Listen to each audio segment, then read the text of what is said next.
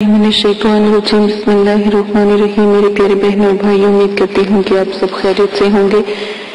आज जब मैं आपके साथ वजीफा शेयर करने जा रही हूँ, पहले मैं आपको अल्लाह पाक का एक इरशाद बारी ताला है वो आपको सुनाऊंगी। सूरह बकरा में इरशाद बारी ताला है कि बस तुम मेरा जिक्र करो, मैं तुम्हें याद रखूंगा और मेरा शुक्र अदा करते रहो और नाशुक्री ना करो। सूरह बकरा रुकू नंबर 18। इसी के साथ आज मैं आपको वज़ाइफ बताऊंगी कि चारों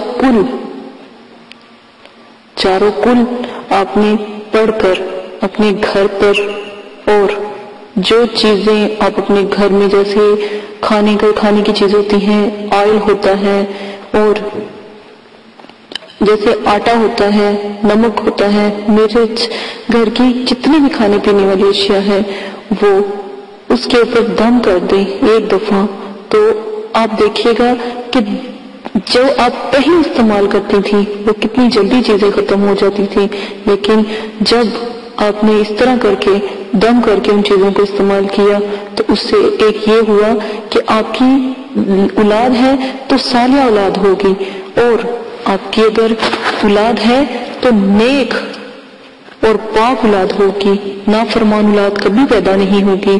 और अगर आपके वालिदैन और बहन भाई हैं तो आपके साथ मोहब्बत और शफ़क़त से पेश आएंगे। अगर आपके घर में कोई परेशानी, दुख, तकलीफ या कोई मुसीबत है, बीमारी है, तो उससे अल्लाह पाक शफा देंगे।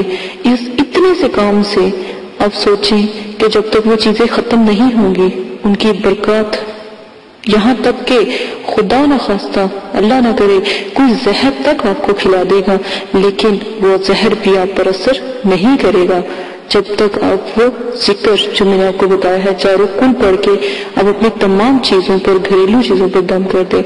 और एक बात याद रखिए कि जब कोई मेरी बहन परेशान हो, दुख में हो, तकलीफ में हो, तो सिर्फ सूरह इखलास पढ़कर उस शख्स पर फूंक मार दे जो उसको बहुत तंग कर रहा है, तो फौरन ही उसकी जुबान बंद हो जाएगी और कभी भी वो आपको बात नहीं करेगा।